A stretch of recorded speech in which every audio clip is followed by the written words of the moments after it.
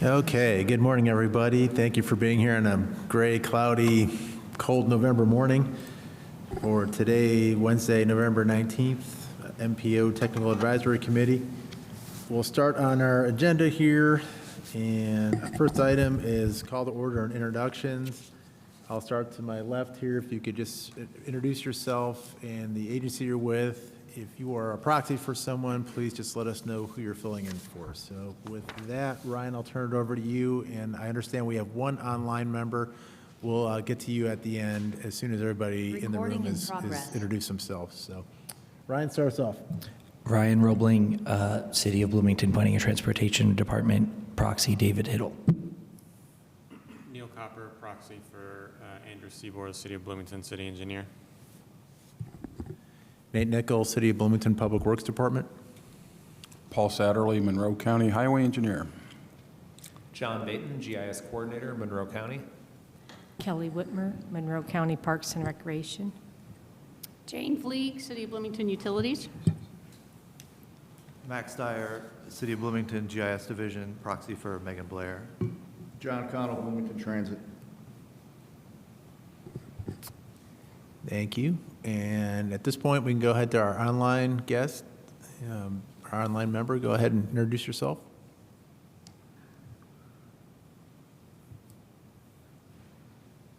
Mary Wells, Natural Resources Manager, Bloomington Parks and Rec, proxy for Rebecca Swift, Operations Director for Parks and Rec.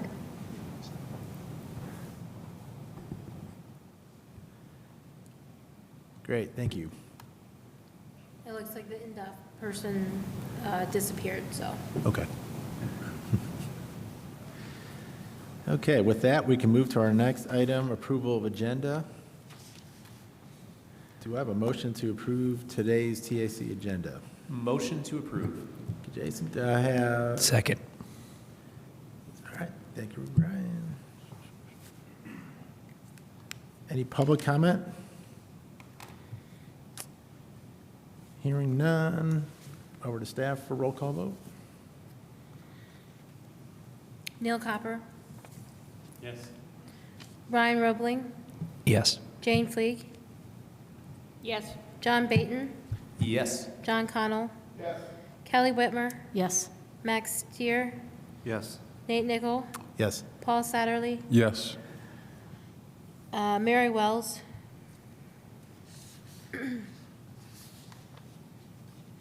Yes. motion passes. Great, thank you. Okay, our next agenda item, approval of minutes from our last meeting. It's been a while since we last met, August 27th, 2025. Do I have a motion to approve the August meeting minutes? So moved. Thanks, Ryan. Do I have a second? Second. Thank you, John. All right, any public comment on this one? Hearing none, can go back to staff for a roll call vote. Nate Nickel, Yes. Paul Satterley, Yes.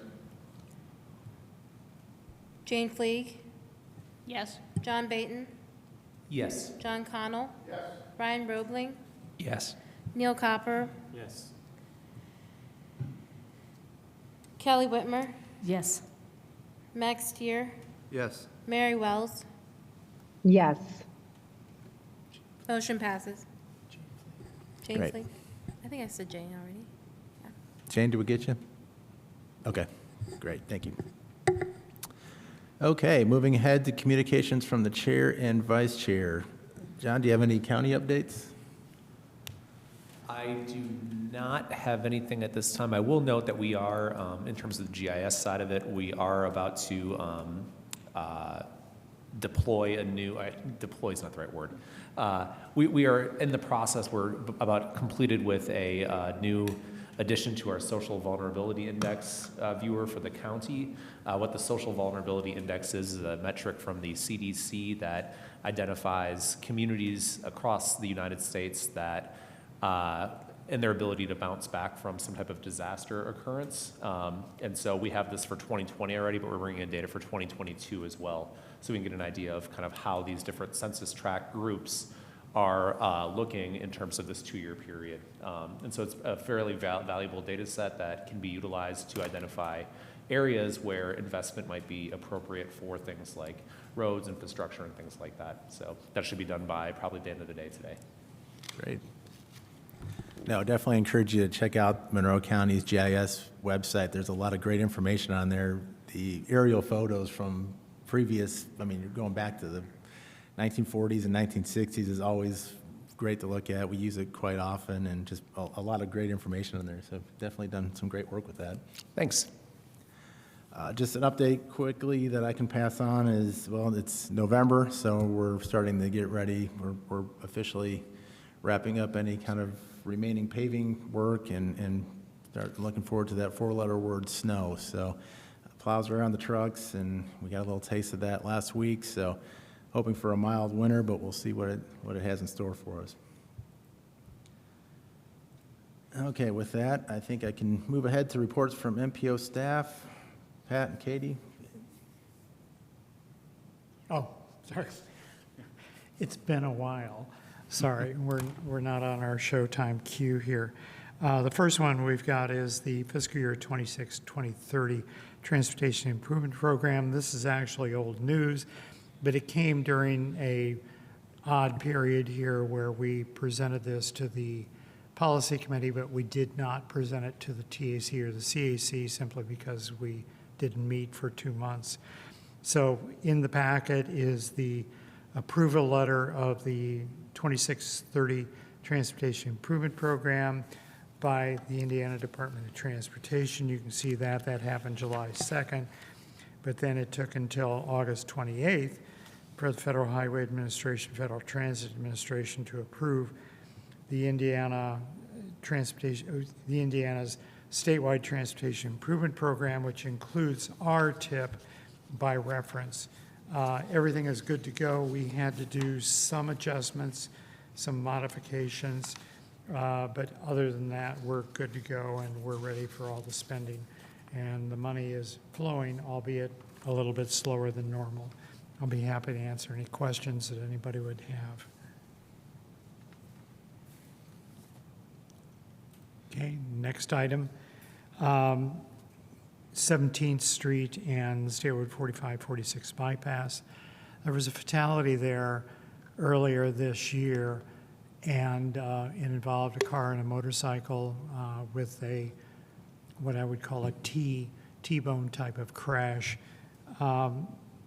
Staff took a look at it, made a request through the NDOT for you submission to the Seymour District to have them take an exam of it. It had a permissive left turn yellow, flashing yellow, I should say. If you were westbound and you wanted to turn left and go on to 17th Street, it had a permissive yellow. They've now changed that to a hard green and a hard red. And we haven't had, knock on wood, we haven't had any incidents since then. So our thanks to the NDOT Traffic Seymour District Traffic Engineer Damon Brown for taking that action. They were very quick on taking that. Any questions anybody may have? Yeah, thanks, Pat. That's great to hear that there was that adjustment made. Is there any type of idea, like how often we make these requests to NDOT? Or I'm just curious, kind of, for these like changes to signals and things like that for safety. In previous years, we made a number of requests through the NDOT for You channel, predominantly from the Policy Committee, where people were concerned about Stewart 45 or other corridors. In recent years, we've been less likely to do that simply because the reaction time is faster. Where we don't have to report it, they're already aware of it. And in this case, they were aware of it and we were aware of it at the same time. And you'll see when later on in the agenda, we're shifting to a different type of crash analysis software, AASHTO, where with that, we'll be doing what I would call near real-time adjustments. And then also the Department of Transportation Chief Traffic Safety Engineer has made adjustments where he's become proactive, very proactive on intersections. They adjusted something like 56 intersections in the Seymour district just in the last 4 months alone. So and all of that is aimed at reducing fatal and serious injury crashes. So the short answer is not recently. We don't make these requests, but we do make them whenever they occur with a fatal and a serious injury crash. Awesome, thanks. Yeah. Any other questions? Anybody? I'll just say, appreciate NDOT working so quickly to get that resolved.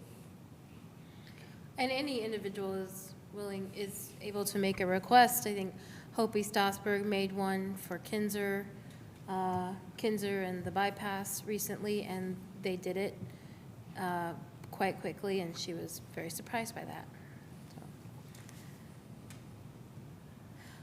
Okay, the next item, I just want to say a quick word about the City of Bloomington's College and Walnut Street project, which is slated to receive some federal funds through the MPO.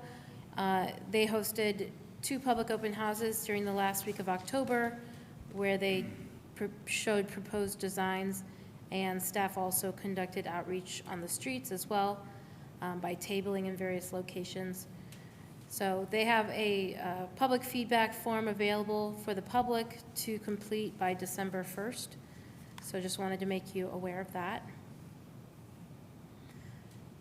The next item is traffic incident management training. So MPO staff coordinated with Indiana Traffic Incident Management to hold a TIM training in City of Bloomington Council Chambers on October 24th. TIM is the concept of having a planned and coordinated multidisciplinary process to detect, respond to, and clear traffic incidents so that traffic flow can be restored safely and as quickly as possible and reduce secondary crashes. Individuals from the City of Bloomington Fire Department and Risk Departments, Ellettsville Fire Department, and Monroe County Health Department participated in this particular training. You can see the Facebook post for pictures. As of July 2025, the TIM training is required for all new EMS personnel. However, it's not currently required for law enforcement to take the training, although law enforcement does take the role of incident commander in traffic incidents. So we encourage all responders in the area, communications, EMS, fire, rescue, law enforcement, towing, DOT staff, public works, transportation staff, to reach out to Indiana TIM, and if you're interested in organizing a training for your staff. Indiana TIM also offers a Train the Trainer workshop as well. On a related note, I also wanted to take this opportunity to mention a couple dates. First, the week of November 17th through 21st, this week, is Crash Responder Safety Week. Crash Responder Safety Week is a week to both raise awareness for the work that our first responders do on the roadways, and to educate the public about traffic incident management and its related laws like the Indiana Move Over and Slow Down law. You can find more information about that at respondersafety.com. And then also November 16th, this past Sunday, was World Day of Remembrance, which is World Day of Remembrance for road traffic victims. Occurs every third Sunday of November in honor of those who have lost their lives or been impacted by roadway crashes. So we just wanted to share this information with you in remembrance of the 59 fatalities that have occurred on urban and rural roads within Monroe County between 2019 and 2024. So at any moment, our lives or the lives of our loved ones can change because of a roadway crash. And it's a time for all of us to come together and consider how we can participate in making the roads safer.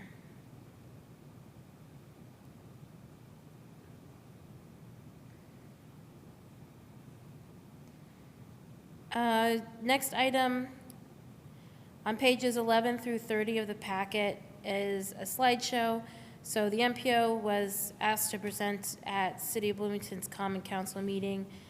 Specifically, the council was interested in what new pedestrian infrastructure has been supported by MPO funds in previous years and what pedestrian infrastructure will be built with MPO funds and by NDOT in the near future. So there's a copy of the presentation in the packet. It provides a good overview of past years and the future. So feel free to take a minute and glance at that. Next item, the Indiana Department of Transportation is currently in the process of updating their long-range transportation plan. It would be the 2050 long-range transportation plan. So NDOT is required by federal legislation to develop, adopt, and implement a long-range transportation plan, policy-based plan used to guide the development of Indiana's transportation network. So in the meeting agenda, there is a link to a fact sheet, a virtual room where you can learn about their goals, and then there is a public survey link in there as well, where you can pin problems on the map for the region. So this is just one of many ways they're doing their data collection for this. So feel free to complete the survey. It's open until December 20th.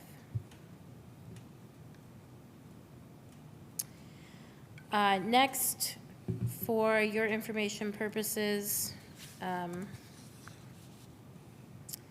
page 35 of the packet show the memo that MPO staff sent to NDOT on September 18th approving an administrative modification to NDOT project 240-1386, which is intersection improvements at SR 46 and Flatwoods Road.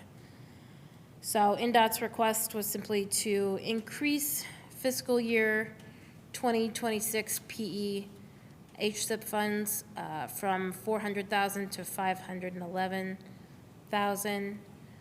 This increased their total project cost by 5%.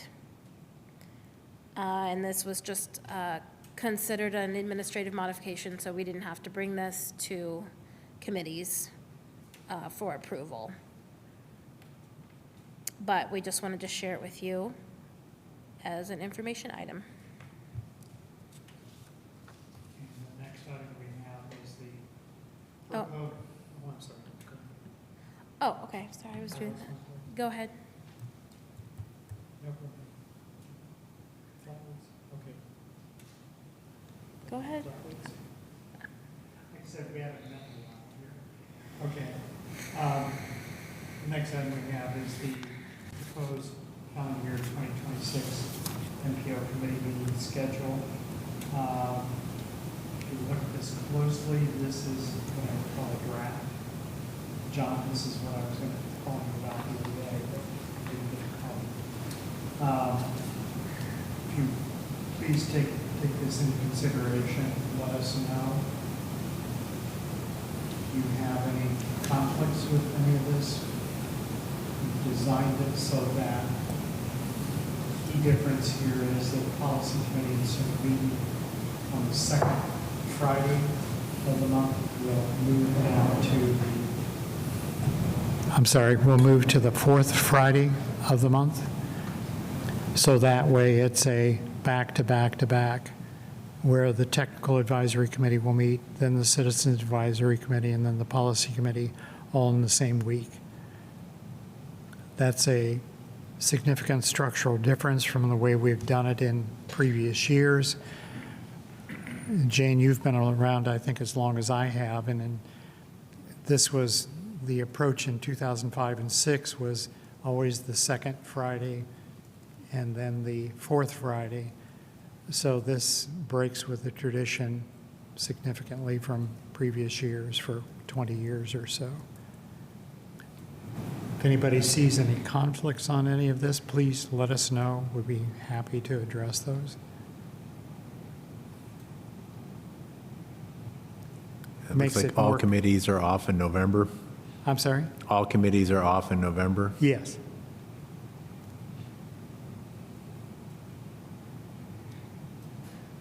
Instead of moving the November meeting up a week to accommodate Thanksgiving, it's just been moved to the beginning of December. And there was never a December one, but it's just not on there. And then it's a significant break from December 2nd, 4th to January 28th, 30th. So there are breaks built in there. It's just not clearly as obvious as we had made it explicit before, where we had summer breaks and winter breaks.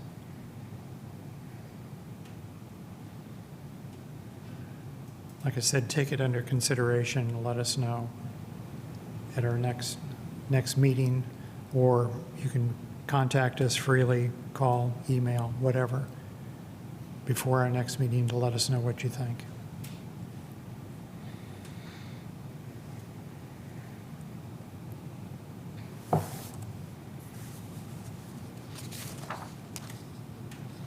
All right, and then I just wanted to share some updates with the projects receiving MPO funding. I can share some, but I'd like to invite Neil and Paul to share any updates they want to share. I don't have many significant updates. As we noted earlier, we're at the end of the construction season, asphalt plants closing. We do still have some ongoing work. I can answer any specific questions about projects, but I don't plan to go through.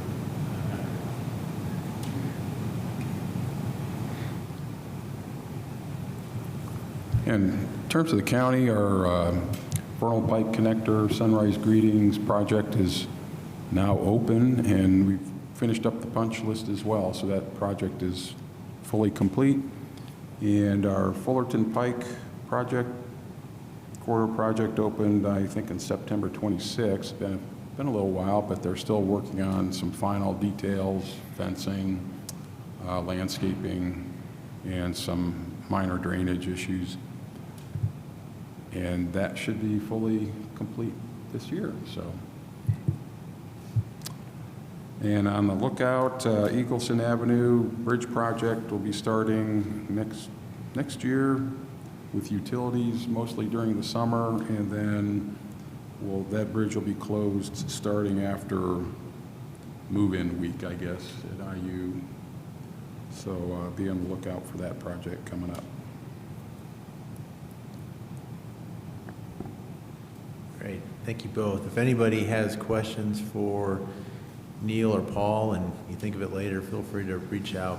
A lot of good work going on. Okay, no new old business items, so we can jump ahead to new business and several items for our consideration there. So back to staff. Okay, the first item of new business we have here is the Indiana Department of Transportation's calendar year 2026 safety targets. And the safety targets, if you've been on this committee for a while, you'll remember that the safety targets that come out on an annual basis always involve the number of fatalities, the fatality rate per 100 million vehicle miles traveled, number of serious injuries, the rate of serious injuries per 100 million vehicle miles traveled, and also the number of non-motorized fatalities and non-motorized serious injuries. The Department of Transportation currently this year their target is a 2% decrease in what we call FSI, or fatal and serious injury crashes. So far this year, even though it's incomplete, they're within the target. In other words, a less than 2% decrease or greater for fatalities. Serious injuries are up, however, but we still have the data yet to come in for November and for December. Their projection for calendar year 26 also looks at a 2% reduction in total fatalities and also in serious injuries. And those numbers are reflected in the numbers that I'm required to read out loud. The target number 1, the number of total fatalities predicted by the Indiana Department of Transportation in calendar year 2026 is 794.7. The rate of fatalities for 100 million vehicle miles traveled is 0.992. The number of serious injuries projected for calendar year 2026 is 2,965.5. Target number 4, the rate of serious injuries per 100 million vehicle miles traveled is 3.702. And then target number 5, the number of non-motorized fatalities and serious injuries projected. Their goal target is 462.96. Now, the question always comes up, what happens if they don't meet this target?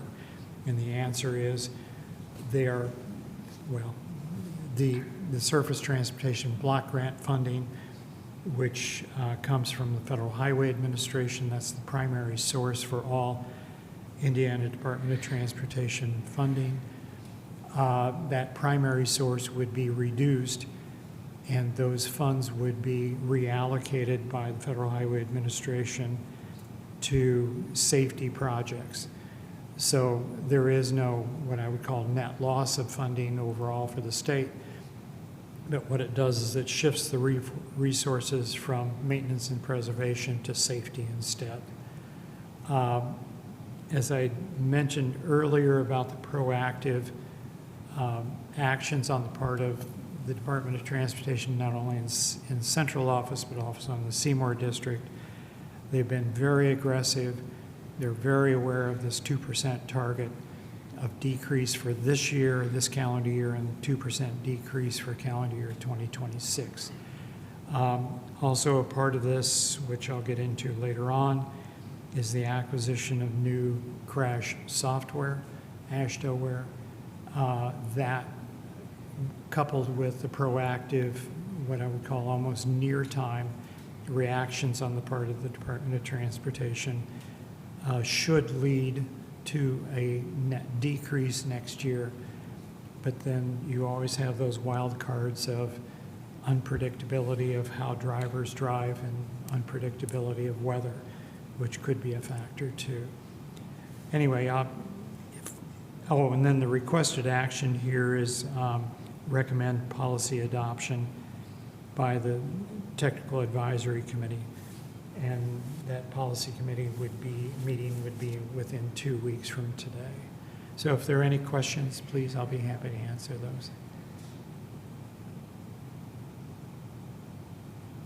Pat, this is the same document that we've looked at over the past few years, right? And we generally approve it with an amendment saying that we would request that the target fatalities are 0 and those things, correct? Yes. So I feel like that's probably a thing that we could do again, is to say that, yeah, we acknowledge that there are going to be fatalities, but we think the target should be 0, not 800 people in cars and not 462 people not in cars dying. In fairness to the Department of Transportation, they have talked openly about Vision Zero and the Vision Zero network, particularly by the communities, municipalities of Indiana. They just aren't there yet. And the reason they're not there yet is because the U.S. Department of Transportation isn't there yet. But yes, it's a very laudable amendment. Okay.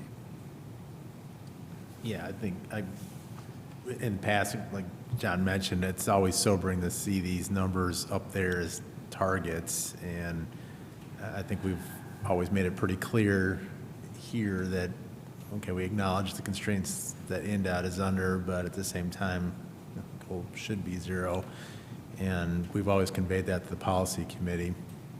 And every time this comes up at the policy committee, I try to make sure that that's included in the update too, so policy committee hears this every time, and never had any pushback. They're a very similar mindset as well. So if anyone would like to make a motion, we can certainly include language that we've approved. I think it's going on probably at least 3 years now to this effect. Happy to entertain that. Yeah, I put forth the motion to approve with the same language we've used in the past about that target 0. Thanks, John. Do I have a second? Second. Thanks, Neil. Any public comment on this item? Okay, hearing none. Any further committee comment? We can just move on to roll call vote then. Jane Flea, Yes. John Baton, Yes. John Connell, Kelly Whitmer, Yes. Max Stier, Yes. Nate Nickel, Yes. Mary Wells, or Rebecca Swift, whoever's online now. Rebecca Swift just joined, yes. Paul Satterlee, Yes. Neil Copper, Yes. Ryan Roebling. Yes. Motion passes. Great, thank you. Okay, next item is several proposed fiscal year 2026, 2030 TIP amendments. I can pass it back to staff. Okay, the first amendment we have here is the acquisition of the Indiana Department of Transportation of what's called the AASHTO safety software, or AASHTOware is what we call it. AASHTOware with the safety segment. AASHTO, for those of you that aren't familiar with the term, is the American Association of State Highway Transportation Officials. This is all 50 states of the United States and also the territories. The AASHTO software packages have been out there for quite some time. The Department of Transportation, the Indiana Department of Transportation, has been relying upon what's called a software package called RoadHat. This was developed by research staff at Purdue University. It's been in vogue for, 7, 8 years or something like that. Uses some element of not only statistical analysis forecasting, but a small element of artificial intelligence, AI type software that would be replaced by the AASHTO SafetyWare. The AASHTO SafetyWare is what I would call a national standard used by 40 Department of Transportations across 40 state Department of Transportations across the United States. The AASHTO software segment includes in it crash queries, safety analysis, network screening, predictive analysis, promotional collaboration, streamlined reporting. It also looks at dashboards, public portals, and again, more collaboration. This is a statewide license acquisition, and NDOT would share this acquisition license with all of the MPOs and all of the communities throughout Indiana at no cost. What it does is it decentralizes what I would call crash analysis or safety analysis, brings it down onto the local level so we're all speaking the same language, we're all using the same software, and we're all more or less, hopefully, coming to the same conclusions on what I would call reactive, or not reactive, what I would call safety countermeasures that are standardized by the Federal Highway Administration and the Federal Transit Administration. With that, I'll be happy to answer any questions anybody may have. Any questions for staff on this one? Is it a particular software package? Do you happen to know the name of it, or is it like an AASHTO?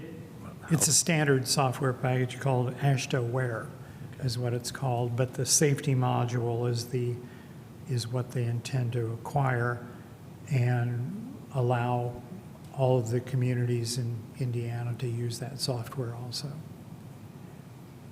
Current process is the Department of Transportation relies on RoadHat, the software, custom software built by Purdue University. And with this, it brings it down to what I would call the local level. It's a great deal for us, free.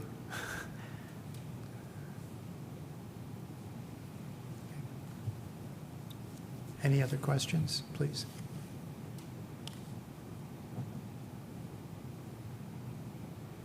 With Sure, Pat, I'll ask one. In Okay. terms of like the AASHTO software, do you know like the data, will it be data collected by it? And if there is data collection, is that stuff that we can access and get? the data is coming from the top down to the bottom up. The Department of Transportation collects their data from the state police records, the ARIES database. And then we also take the same data, we clean it up. We spend, Katie, I'll give credit here, spends extensive amount of time cleaning up the data because it has a lot of errors to it. We GPS coordinate, identify every crash that we can identify. We send that clean data. We not only put it on our portal, but we also send it to the Department of Transportation, and we're in the process of doing that now. NDOT has requested that all MPOs take their clean data, upload it to them, so that way they can put it in their database, and that way we're all looking at the same data that's been corrected for any errors that may have been made out in the field by the officer, the reporting officer. So the AASHTO is like it's going to be building off of our existing data to provide new insights. Okay, sorry for the question. Oh, no. You provided clarity to what I was thinking. I thought it was a new type of data acquisition software. No. It's not. It's something else. Okay. It's the data is still the same. We still have problems. State has problems. We have problems with the data. And we go through the adjustments, they go through the adjustments, and then we're meeting in the middle here to try and make sure that we're all talking the same data.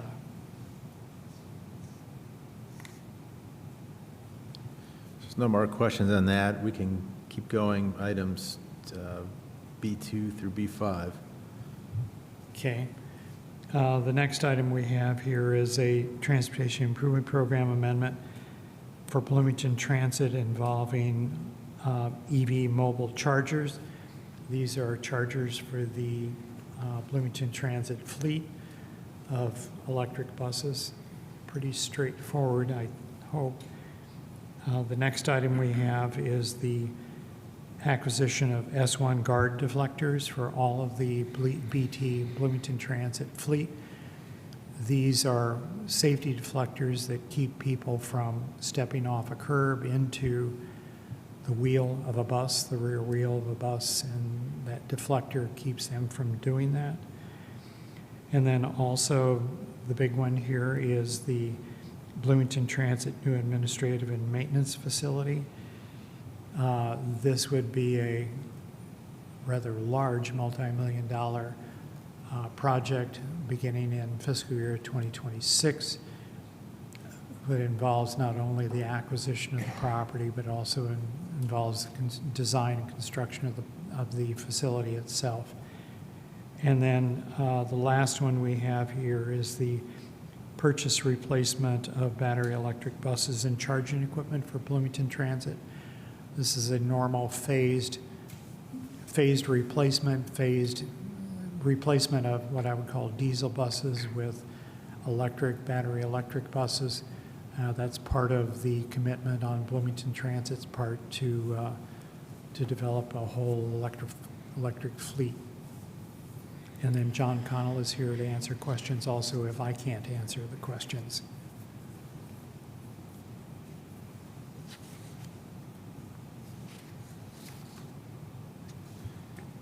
Any questions on any of these proposed TIP amendments? Yeah, where's the new maintenance facility going to be located? We haven't made that public yet. We have subject property in mind. We're still negotiating. We're looking at some environmental work being done. But our goal is to have that location under contract by the end of the year.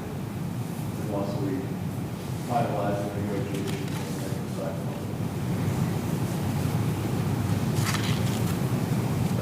Is somebody talking in the council chambers because audio has gone out? If so.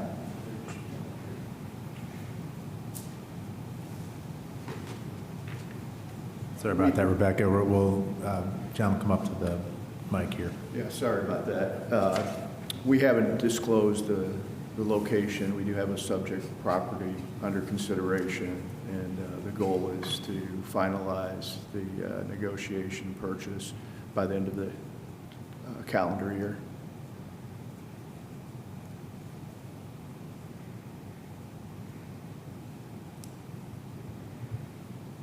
Any further questions?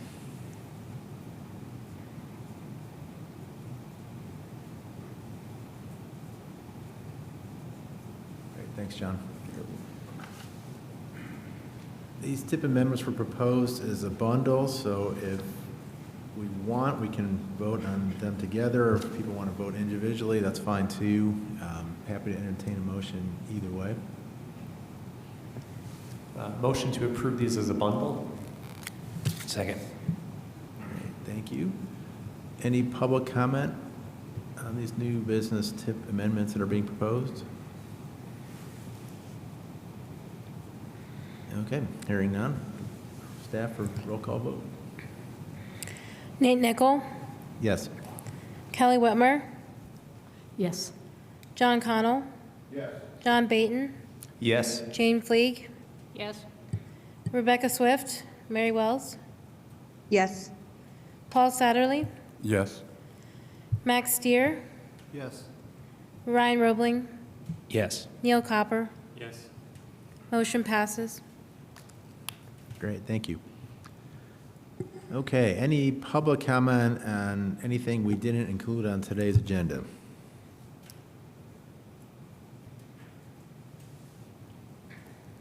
Okay, seeing none. Communication from committee members. If you have any updates or topic suggestions for future meeting agendas, or anything else you'd like to discuss? I'd like to give a shout out to the City of Bloomington's, road team. The new maintenance that's occurred around the Arden Place neighborhoods, excellent. I run that every day. I love seeing the speed bumps. I'm guessing that's actually not the name for them, but whatever those speed deterrents are. And I'd love to see more of those in some of the thoroughfares around town, like around Winslow Road and things like that. But it's a great, nice, clear path right now, and it's no more little holes that I'm going to trip in. So yeah, thanks a lot. Awesome, thanks. I'll make sure to convey that. I know I'm not a committee member, but can I add something? Sure. The Beeline extension, I noticed is open as of this week. I took the Beeline from the City Hall to Adams on Monday, and it looks like you can go on to the new extension to 17th Street. So be sure to check that out.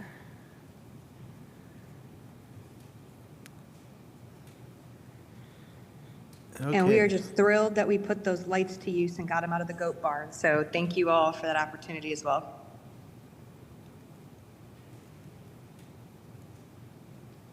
Thanks, Rebecca.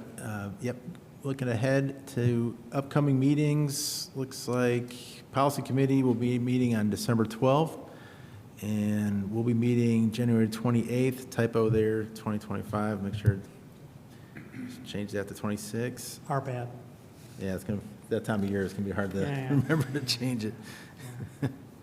CAC also meets January 28th. So with that, hope everyone has great holidays, and we'll see you next year. Thank you. Please be safe driving, running, biking.